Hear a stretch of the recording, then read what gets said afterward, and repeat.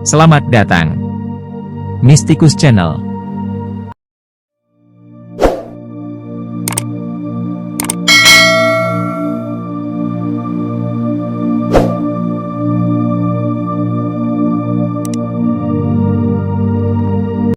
Syaihona Muhammad Khalil Bangkalan Madura 1235 sampai 1341 Hijriah, 1820 sampai 1923 Masehi. Di Desa Langgundi, Keramat, Bangkalan, ada seorang kiai berbangsa Sayyid bernama Asror bin Abdullah bin Ali Al-Akbar bin Sulaiman Basyaiban. Ibu Sayyid Sulaiman adalah Syarifah Hadijah binti Hasanuddin bin Hidayatullah atau Sunan Gunung Jati. Beliau dikenal dengan Kiai Asror Keramat, dinisbatkan pada kampung beliau. Kemudian oleh sebagian orang dirubah menjadi Asror Karomah, mungkin dalam rangka mengarabkan kalimat keramat. Beliau menurunkan ulama-ulama besar Madura dan Jawa. Kiai Asror memiliki putra dan putri. Di antara mereka adalah Kiai Khotim, ayah dari Kiai Nur Hasan pendiri pesantren Sidogiri Pasuruan. Di antara mereka pula adalah dua orang putri yang sampai kini belum diketahui nama aslinya melalui riwayat yang sahih. Salah seorang dari mereka dinikahkan dengan Kiai Hamim bin Abdul Karim Asmathan yang bernasab pada Sunan Kudus, garis laki-laki, dan Sunan Cendana, garis perempuan. Melalui Kiai Abbas, Kiai Asror memiliki cucu bernama Kiai Kafal. Dan melalui Kiai Hamim, beliau memiliki cucu bernama Kiai Abdul Latif. Kiai Abdul Latif memiliki putri bernama Nyai Maryam dan Nyai Sakdiah. Kemudian Nyai Maryam dinikahkan dengan Kiai Kafal dan Nyai Sakdiah dinikahkan dengan seorang kiai dari Socah, Bangkalan. Kiai Abdul Latif adalah seorang dai keliling. Beliau menjalani kehidupan sufi yang tidak menghiraukan hal-hal keduniaan. Apalagi sepeninggal istri beliau, Ibu Nyai Maryam. Sejak saat itu beliau lebih aktif dakwah ke kampung-kampung, beliau pun jarang pulang ke rumah karena putri-putri beliau telah bersuami dan telah mandiri. Pada suatu hari, setelah beberapa tahun Kiai Abdul Latif tidak pulang ke rumah, tiba-tiba beliau datang dengan membawa seorang anak laki-laki kira-kira berumur 7 tahunan. Kiai Abdul Latif berkata pada Nyai Maryam, "Wahai Maryam, aku telah menikah lagi dan ini adalah adikmu. Kutinggalkan ia bersama kalian, didiklah dia sebagaimana aku mendidikmu." Setelah itu Kiai Abdul Latif pergi lagi sebagaimana biasa. Tidak ada yang tahu kapan persisnya kejadian itu, sebagaimana tidak ada yang tahu kapan persisnya Kiai Khalil dilahirkan.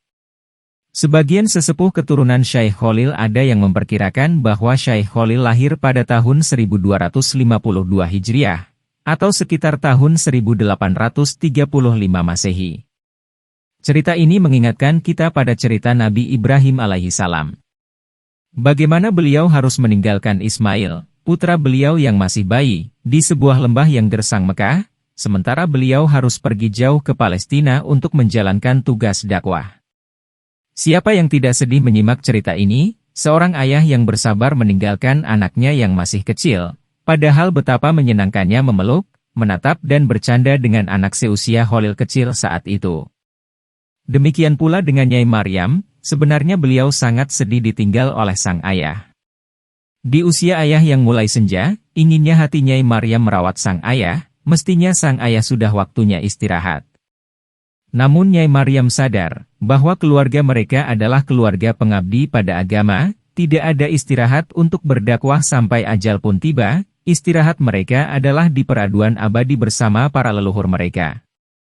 Menurut sebagian riwayat, sejak saat itu Kiai Abdul Latif tidak pernah pulang lagi, maka hari itu adalah hari terakhir beliau melihat Nyai Maryam dan putra sulung beliau itu. Pendidikan. Nyai Maryam bersama sang suami, Kiai Kafal, mulai merawat dan mendidik Khalil kecil. Mengajarinya membaca Al-Quran dan ilmu-ilmu dasar agama. Melihat kecerdasan dan bakat Khalil kecil, Kiai Kafal dan Nyai Maryam berpikir untuk memondokkannya ke sebuah pesantren, agar Khalil kecil dapat menimba ilmu dan terdidik lebih serius. Maka mereka pun memilih pesantren Bunga, Gresik, yang diasuh oleh Kiai Soleh. Tidak beberapa lama kemudian setelah Khalil kecil mondok di Bunga, terjadilah suatu peristiwa yang aneh. Ceritanya, suatu ketika Kiai Soleh pulang dari kondangan dalam keadaan lapar. Karena sudah waktunya sholat, maka beliau pun meninggalkan bakul, berkat, makanan oleh-oleh kenduren, di atas sebuah meja dan bermaksud memakannya seusai sholat. Kiai Soleh kemudian mengimami sholat di musola pesantren bersama santri-santri beliau. Ketika sedang sholat itu, tiba-tiba ada suara anak-anak tertawa cekikikan di belakang Kiai Soleh. Setelah sholat selesai, Kiai Soleh bertanya dengan nada marah, "Siapa yang tertawa tadi?"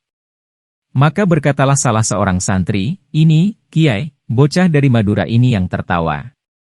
Setelah selesai zikir, Kiai Soleh memanggil bocah Madura yang tidak lain adalah Holil kecil itu. Kiai pun memarahinya dan memukul kakinya dengan tidak terlalu keras seraya berkata, "Jangan ulangi lagi, ya. Kalau waktu sholat jangan bergurau." Maka Holil kecil pun berkata, "Tapi, Kiai, saya tidak bergurau, kok. Saya tertawa karena saya melihat Kiai sholat sambil berjoget dan di kepala Kiai ada bakul nasinya." Mendengar kata-kata Holil kecil itu, Kiai Soleh menjadi terkejut dan heran. Beliau teringat bahwa ketika sedang sholat tadi beliau memang sedang memikirkan nasi berkat. Beliau sempat khawatir karena lupa tidak menitipkan nasi berkat itu. Beliau khawatir nasi itu ada yang memakannya. Karena beliau sedang sangat lapar dan di rumah beliau tidak ada makanan lagi selain nasi berkat itu. Menyadari hal aneh itu, Kiai Soleh yakin bahwa Holil kecil bukanlah anak sembarangan. Keesokan harinya, Kiai Soleh mengajak beberapa santri pergi ke Bangkalan untuk menemui Kiai Kafal. Setibanya di rumah Kiai Kafal, Kiai Soleh langsung berbicara mengenai Holil kecil. "Kiai Kafal, sebenarnya Holil ini anak siapa?" tanya Kiai Soleh. "Dia anak mertua saya, yaitu Kiai Abdul Latif. Jadi dia adik ipar saya, saudara istri saya dari lain ibu," jawab Kiai Kafal. "Lalu di mana Kiai Abdul Latif sekarang?" "Tidak tahu, Kiai, beliau memang jarang pulang, beliau suka keliling ke kampung-kampung untuk berdakwah. Beliau menyerahkan Holil kepada kami." "Kiai Kafal, Holil itu adalah anak yang luar biasa. Saya rasa, saya kurang pas untuk mendidik dia. Cari saja Kiai lain yang lebih mumpuni dari saya." Demikianlah inti pembicaraan Kiai Soleh dengan Kiai Kafal. Maka Kiai Kafal pun menjemput Holil kecil dari Bunga. Tidak beberapa lama kemudian Syekh Holil dimondokkan di pesantren Cangaan, Bangil, Pasuruan, yang diasuh oleh Kiai Asyik. Beberapa tahun kemudian, Holil pun sudah menginjak remaja dan ia pindah ke pesantren Kebon Candi Pasuruan yang diasuh oleh Kiai Arif. Holil muda belajar dan tinggal di pesantren Kebon Candi, namun sambil belajar pada Kiai Nur Hasan Sidogiri. Setiap berangkat ke Sidogiri, beliau jalan kaki dari Kebon Candi yang berjarak kurang lebih 7 km. Dalam perjalanan, baik pergi maupun pulangnya, beliau membaca Yasin 40 kali. 3 pesantren itu adalah tempat-tempat belajar Syekh Holil yang diriwayatkan dengan akurat dan sahih. Selain itu, ada beberapa riwayat bahwa beliau juga pernah mondok di 2 tempat lain, yaitu pesantren Langitan dan pesantren Banyuwangi.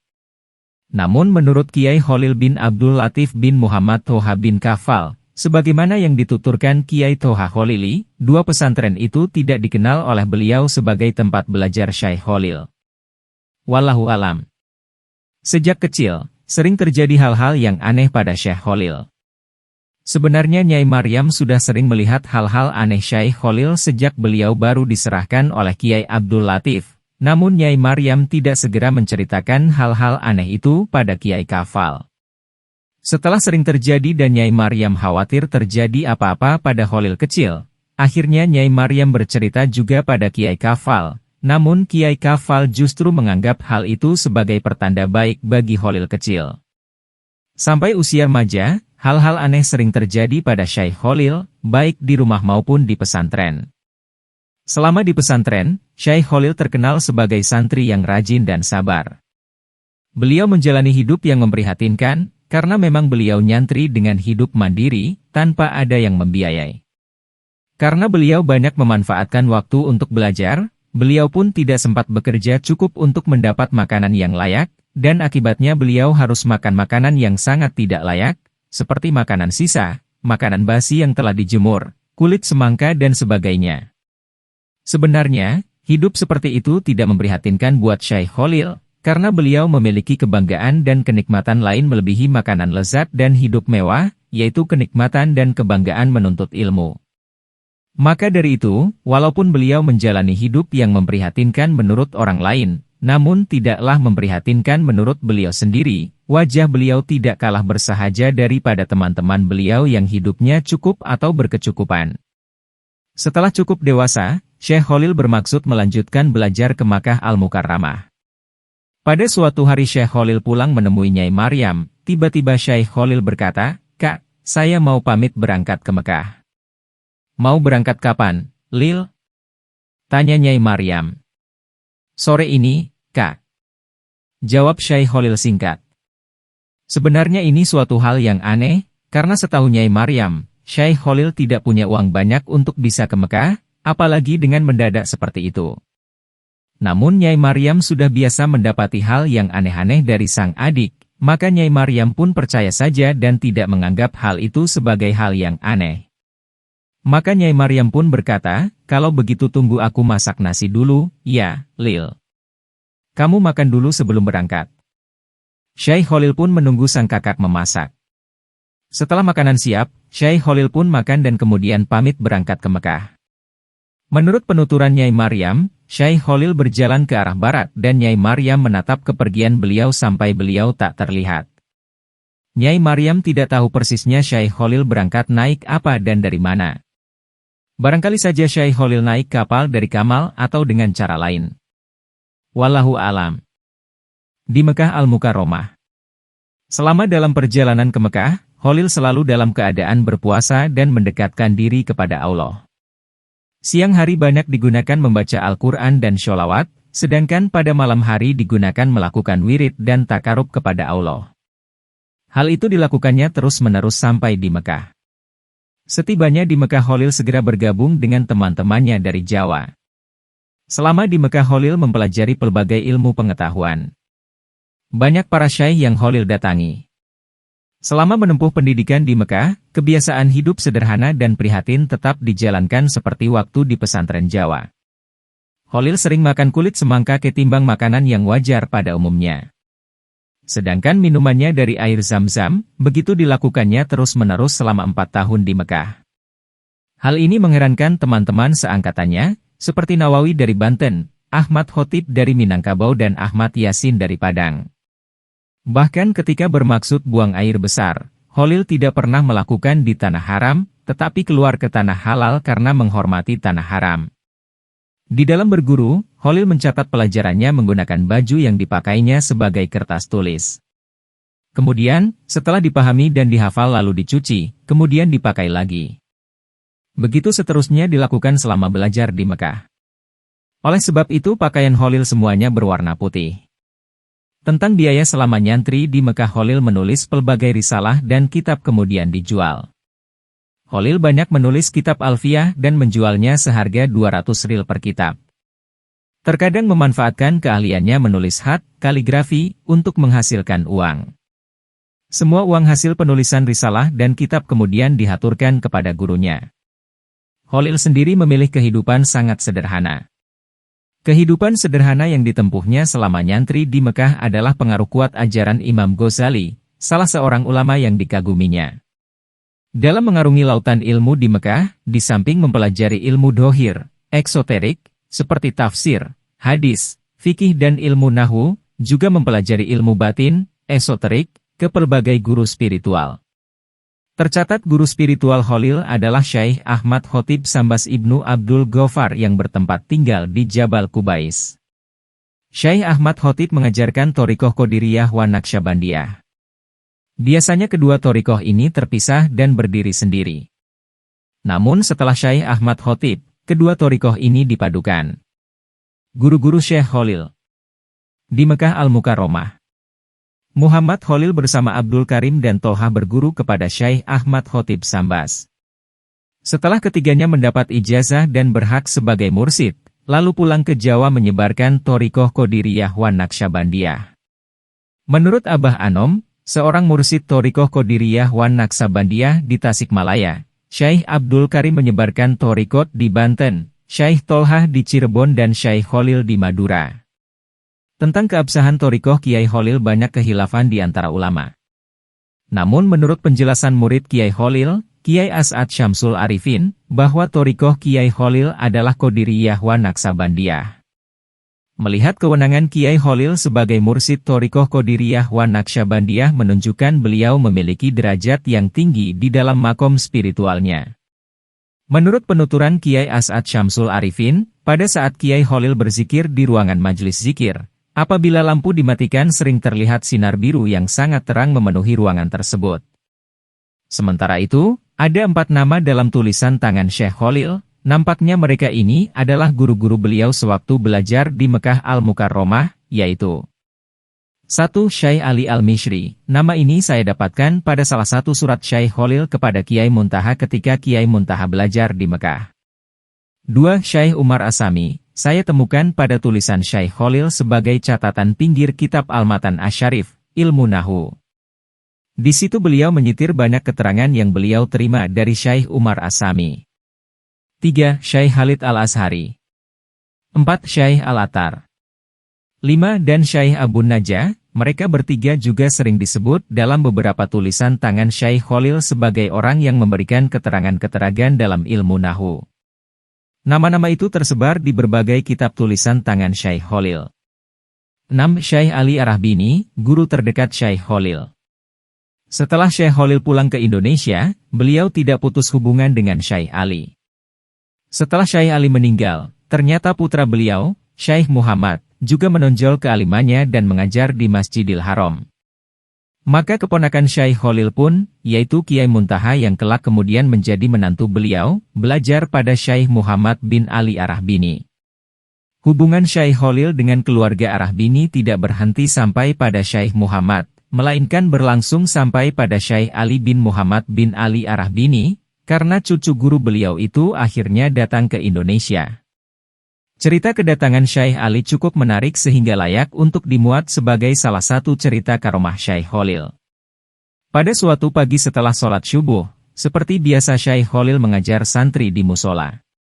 Tiba-tiba Syekh Kholil menutup kitab dan berkata, "Anak-anak, pengajian kali ini singkat saja. Sekarang kalian langsung membersihkan halaman dan ruang tamu, karena sebentar lagi ada tamu agung, yaitu cucu dari guruku, Syekh Ali bin Muhammad bin Ali Ar-Rahbini." Setelah semua lingkungan pondok bersih, maka datanglah Syekh Ali bin Muhammad bin Ali Ar-Rahbini. Syekh Kholil sudah tahu bakal kedatangan tamu jauh, padahal waktu itu belum ada telepon. Setelah Syekh Ali datang, maka Syekh Kholil menciumi Syekh Ali mulai dari ujung rambut sampai ujung kaki. Begitu cinta dan hormatnya beliau terhadap Syekh Ali sebagai cucu dari guru beliau. Kemudian Syekh Kholil menyuruh santri untuk mengambil 3 gelas di atas nampan. Gelas yang pertama diisi air putih, gelas kedua diisi susu, gelas ketiga diisi kopi. Kemudian Syekh Kholil berkata pada santri-santri, apabila Syekh Ali minum susu, insya Allah beliau tidak lama di Indonesia. Apabila Syekh Ali minum air putih, insya Allah beliau akan tinggal lama di Indonesia dan akan pulang ke Mekah. Dan apabila Syekh Ali minum kopi, insya Allah beliau terus tinggal di Indonesia. Mendengar ucapan Syekh Kholil tersebut, para santri menunggu saatnya Syekh Ali memilih di antara 3 gelas itu. Ternyata Syekh Ali memilih dan meminum kopi, padahal kopi Madura, Indonesia, lain dengan kopi Arab. Kontan saja para santri bersorak gembira. Syekh Ali hanya tersenyum saja karena tidak mengerti apa yang terjadi. Beliau pikir sorak gembira itu adalah bagian dari adat menyambut tamu. Syekh Ali datang ke Indonesia pada tahun 1921, beberapa tahun sebelum Syekh Kholil wafat. Waktu itu Syekh Ali masih berusia 18 tahun dan masih lajang, namun sudah hafal Al-Quran dan perawakannya tinggi besar dengan wajah putih berbulu lebat. Dengan ilmu dan perawakannya itu beliau tidak nampak seperti anak muda, melainkan sudah berwibawa. Kendatipun Syekh Kholil sangat menghormati Syekh Ali, namun Syekh Ali juga tidak kalah menghormati Syekh Kholil, bahkan Syekh Ali kemudian berguru pada Syekh Kholil. Tidak sampai di situ, melainkan Syekh Ali menjadi sangat takzim dan fanatik terhadap Syekh Kholil. Beliau pun menikahkan salah satu cucu beliau dengan seorang cucu Syekh Kholil. Ketika lahir anak pertama pasangan sang kiai cucu Syekh Kholil dan sang nyai cucu Syekh Ali memberi bayi itu nama Kholil. Semula sang kiai cucu Syekh Kholil itu keberatan, karena di keluarga beliau sudah banyak yang bernama Khalil. Menanggapi keberatan itu kemudian Syekh Ali marah dan berkata, biarpun sudah ada 1000 Khalil, anakmu tetap harus diberi nama Khalil. 1000 Khalil, 1000 barokah. Akhirnya anak itu pun kemudian diberi nama Khalil. Silsilah nasab. Syekh Khalil adalah keturunan beberapa wali yang tergabung dalam Wali Songo, yaitu Sunan Ampel, Sunan Giri, Sunan Gunung Jati dan Sunan Kudus, yang mana mereka bermarga Asmat Han, dan bersambung pada Sayyid Alawi Amil Fakih bin Muhammad Syahid Mirbat. Beliau juga bernasab pada keluarga Basyaiban yang bersambung pada Al-Imam Muhammad Al-Fakih Al-Mukaddam bin Ali bin Muhammad Syahid Mirbat Al-Alawi Al-Husaini. Silsilah nasab Syekh Khalil, terlebih dahulu silsilah jalur laki-laki yang bersambung pada Sunan Kudus, untuk menunjukkan hak beliau dalam menggunakan nama belakang, marga atau fam, Asmat Han Al-Alawi Al-Husaini, sesuai dengan adat dan istilah pernasaban bangsa Arab. Jalur Sunan Kudus, garis laki-laki. Syekh Khalil adalah generasi ke-37 dari Rasulullah Shallallahu Alaihi Wasallam. Jalur Sunan Ampel, garis perempuan. Syekh Khalil adalah generasi ke-34 dari Rasulullah Shallallahu Alaihi Wasallam. Jalur Sunan Giri, garis perempuan. Syekh Khalil adalah generasi ke-34 dari Rasulullah Shallallahu Alaihi Wasallam. Jalur Sunan Gunung Jati, garis perempuan. Syekh Khalil adalah generasi ke-32 dari Rasulullah Shallallahu Alaihi Wasallam. Jalur Basyaiban, garis perempuan. Melalui jalur Sayyid Abdurrahman Basyaiban, Syekh Khalil adalah generasi ke-32 dari Rasulullah Shallallahu Alaihi Wasallam. Sepulang dari Mekah. Dari catatan Syekh Khalil dalam kitab Hasyiah Al-Bajuri, tulisan tangan beliau yang ada pada Kiai Toha Khalili Jangkibuan, di situ tertulis pernyataan berbahasa Arab yang artinya, aku membaca, mengaji, kitab ini pada tahun 1274 Hijriah pada. Nama guru ngaji beliau tidak jelas karena tulisannya rusak seperti terkena basah. Kemudian, dalam catatan Kiai Khalili Jangkibuan, tertulis bahwa Syekh Khalil menikah dengan Nyai Asek binti Ludapati pada tahun 1278. Maka kita bisa memastikan bahwa kepulangan Syekh Khalil dari Mekah adalah antara tahun 1274 Hijriah dan 1278 Hijriah, 1857 Masehi sampai 1861 Masehi. Sepulang dari Mekah, Syekh Khalil tidak langsung mengajar, beliau baru mulai berpikir bagaimana caranya agar dapat mengajarkan ilmunya pada masyarakat. Beliau masih tinggal bersama kakak beliau, Nyai Maryam, di Keramat. Sambil mencari peluang untuk mengamalkan ilmunya, Syekh Khalil mengisi waktu dengan bekerja di kantor pejabat Adipati Bangkalan. Selain untuk mencari nafkah, sepertinya beliau juga bermaksud untuk mencari banyak teman dan kenalan, karena hanya dengan begitulah beliau dapat bergaul. Di kantor pejabat Adipati Bangkalan itu, Syekh Khalil diterima sebagai penjaga dan kebagian jaga malam. Maka setiap bertugas malam, Syekh Khalil selalu membawa kitab, beliau rajin membaca di sela-sela tugas beliau. Akhirnya beliau pun oleh para pegawai Adipati dikenal ahli membaca kitab, sehingga berita itu pun sampai pada Kanjeng Adipati. Kebetulan, leluhur Adipati sebenarnya adalah orang-orang alim, mereka memang keturunan Syarifah Ambami Ratu Ibu yang bersambung nasab pada Sunan Giri. Maka tidak aneh kalau di rumah Adipati banyak terdapat kitab-kitab berbahasa Arab warisan leluhur, walaupun Adipati sendiri tidak dapat membaca kitab berbahasa Arab. Adipati pun mengizinkan Syekh Khalil untuk membaca kitab-kitab itu di perpustakaan beliau. Syekh Khalil merasa girang bukan main, karena pada zaman itu tidak mudah untuk mendapatkan kitab, apalagi sebanyak itu. Setelah yakin bahwa Syekh Khalil betul-betul ahli dalam ilmu keislaman dan bahasa Arab, maka Kanjeng Adipati mengganti tugas Syekh Khalil, dari tugas menjaga kantor berubah tugas mengajar keluarga Adipati. Pucuk dicinta ulam pun tiba, demikianlah yang dirasa oleh Syekh Khalil. Beliau pun memanfaatkan kesempatan itu untuk mengembangkan ilmunya dengan mengajar keluarga bangsawan. Beliau pun telah memiliki profesi baru sebagai pengajar ilmu agama. Sejak saat itu, Syekh Khalil memiliki tempat yang terhormat di hati Kanjeng Adipati dan keluarga bangsawan lainnya. Mereka mulai menghormati dan mencintai beliau sebagai ulama. Maka tertariklah seorang kerabat Adipati untuk bermenantukan Syekh Khalil, yaitu Raden Ludrapati yang memiliki anak gadis bernama Nyai Asek. Setelah proses pendekatan, maka diputuskanlah sebuah kesepakatan untuk menikahkan Syekh Khalil dengan Nyai Asek. Pernikahan pun berlangsung pada tanggal 30 Rajab 1278 Hijriah, 1861 Masehi. Setelah menikah dengan Nyai Asek, Syekh Khalil mendapatkan hadiah dari sang mertua, Ludrapati, berupa sebidang tanah di desa Jangkibuan.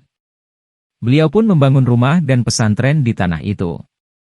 Beliau mulai menerima santri sambil masih mengajar di Keraton Adipati. Tidak ada riwayat tentang sampai kapan Syekh Khalil mengajar di Keraton Adipati, namun yang pasti, pesantren Jangkibuan semakin hari semakin ramai, banyak santri berdatangan dari berbagai penjuru, baik dari sekitar Bangkalan maupun daerah lain di Madura dan Jawa. Syekh Khalil mengukir prestasi dengan cepat, nama beliau cepat dikenal oleh masyarakat, khususnya masyarakat pesantren, baik di Madura maupun di Jawa. Cepatnya nama beliau terkenal membuat banyak teman mondok beliau tidak percaya. Di antara mereka ada seseorang yang pernah berteman dengan beliau sewaktu mondok di Cangaan, orang ini tidak percaya bahwa Khalil yang ia kenal telah menjadi ulama besar. Ketika ia mendengar bahwa Syekh Khalil itu adalah Khalil temannya di Cangaan, maka ia pun berkata, "Masa sih, dia Khalil yang dulu suka main kelereng dengan saya itu?" Karena penasaran, orang itu pun datang ke Bangkalan. Setibanya di Bangkalan, orang itu bertanya pada seseorang, "Mana rumah Syekh Khalil?" Orang yang ditanya menunjukkan arah rumah Syekh Khalil, namun ternyata orang Jawa itu justru melihat banyak binatang buas di tempat yang ditunjuk itu. Ia pun kembali menemui orang yang ditanya tadi, tapi tetap saja ia menunjuk tempat yang sama. Demikian sampai 3 kali. "Tapi tempat itu bukan rumah, kok, Pak. Di situ saya lihat banyak binatang buasnya." "Ah, masa? Baiklah, mari saya antar." Setelah ketiga kalinya, orang Jawa itu pun diantar dan begitu tiba di tempat ternyata ia melihat sebuah rumah yang dikerumuni binatang buas. Bersamaan dengan itu keluarlah Syekh Khalil dan binatang-binatang itu pun langsung pergi. Melihat yang keluar adalah benar-benar Khalil yang ia kenal, maka orang Jawa itu pun langsung mencium tangan Syekh Khalil dan meminta maaf. Sejak saat itu, orang Jawa yang dulunya berteman dengan Syekh Khalil di Cangaan itu pun kemudian berguru pada Syekh Khalil. Pesantren Demangan. Pada tahun 1280 Hijriah, 1863 Masehi, lahirlah putri Syekh Khalil yang bernama Nyai Khotimah. Sementara itu Nyai Maryam, kakak Syekh Khalil, dengan Kiai Kafal memiliki putra bernama Kiai Muntaha yang lahir pada tahun 1266 Hijriah. Saat Nyai Khotimah lahir, Kiai Muntaha berusia 14 tahun. Muntaha muda diberangkatkan ke Mekah untuk menuntut ilmu. Pada tahun 1288 Hijriah, Kiai Muntaha yang telah berubah nama menjadi Muhammad Toha pulang ke Madura, saat itu beliau berusia 22 tahun. Maka Syekh Khalil menikahkan Kiai Toha dengan Nyai Khotimah yang masih berusia 8 tahun. Namun Kiai Toha dan Nyai Khotimah tidak langsung dipertemukan, melainkan Kiai Toha berangkat lagi ke Mekah untuk melanjutkan pendidikan hingga 7 tahun lamanya. Ada yang mengatakan hingga 9 tahun. Setelah Kiai Toha pulang, beliau telah menjadi seorang ulama muda yang mumpuni dalam berbagai bidang ilmu keislaman. Maka Syekh Khalil pun menyerahkan pesantren Jangkibuan pada Kiai Toha, sementara Syekh Khalil sendiri pindah dan mendirikan pesantren di Demangan. Dari pesantren Demangan inilah Kiai Khalil bertolak menyebarkan agama Islam di Madura hingga Jawa. Kiai Khalil mula-mula membina agama Islam di sekitar Bangkalan. Baru setelah dirasa cukup baik, mulailah merambah ke pelosok-pelosok jauh, hingga menjangkau ke seluruh Madura secara merata. Pulau Jawa yang merupakan pulau terdekat dengan Pulau Madura menjadi sasaran dakwah Kiai Khalil. Jawa yang telah dirintis oleh pendahulunya yaitu Sunan Giri, dilanjutkan oleh Kiai Khalil dengan metode dakwah yang sistematis. Tidak jarang Kiai Khalil dalam dakwahnya terjun langsung ke masyarakat lapisan terbawah di pedesaan Jawa. Saat ini masih nyata bekas peninggalan dakwah Kiai Khalil baik berupa naskah-naskah, kitab Al-Quran, maupun monumen atau tugu yang pernah dibangunnya. Sebuah tugu penunjuk arah kiblat dan tanda masuknya sholat 5 waktu masih dapat dilihat sampai sekarang di Desa Pelalangan, Bondowoso. Demikian juga beberapa kenangan berupa hadiah tasbih kepada salah satu masyarakat di daerah Bondowoso. Masih banyak bekas jejak dakwah yang dapat kita temui sekarang, seperti musola, sumur, sorban, tongkat Kiai Holil. Jika Anda menyukai Mistikus Channel silahkan like, komen, share, subscribe, dan nyalakan tanda lonceng untuk mengikuti update terbaru. Terima kasih.